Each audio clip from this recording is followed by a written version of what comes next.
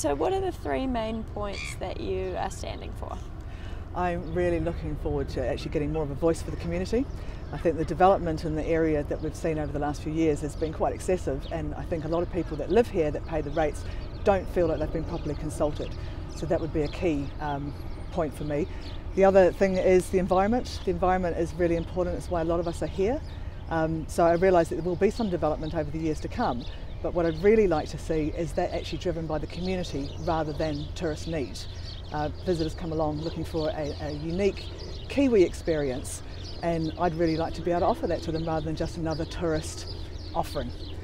So that's number two. And then number three is just making it easier for people to live in this district. What can the council do to support businesses and communities, people, schools, anybody to actually have an easier life living in this district? It is expensive, we know that. What can we do? And what's your position on growth in the region? Well, growth, as I said, I think we'd be naive to say that there won't be growth in this region.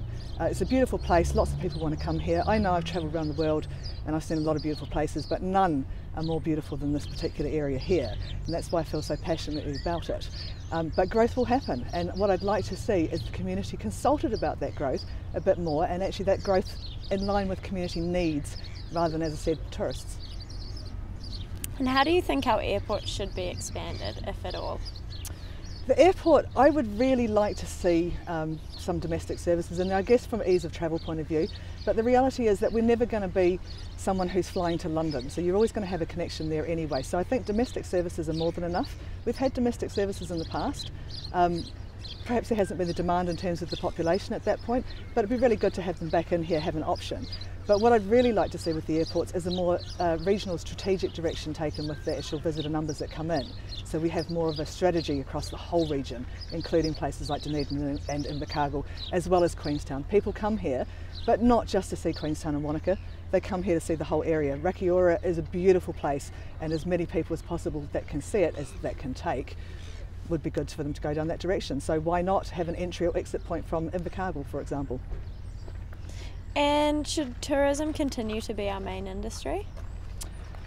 I think that's really something for the community to decide. I think that's where we need to get the community actually involved in where we go with our growth, where they want to see the growth actually happening. Is it in the tourist sector? It's possible there could be growth in the tourist sector, but can we actually environmentally sustain that? That needs to be at the forefront of all the decisions that we make.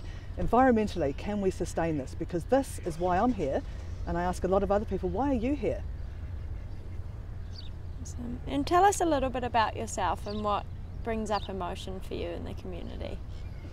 In the community, for me, I think this area is an amazing community. It's one of the reasons I moved back here. I grew up in this area. I love this area. I know just about every inch of the hills and the shapes of them. It really is where I want to be. But the thing is, we need to look at what we're doing with this area, and for me, that's what I'm really passionate about. I just want to be able to sustain this for future generations.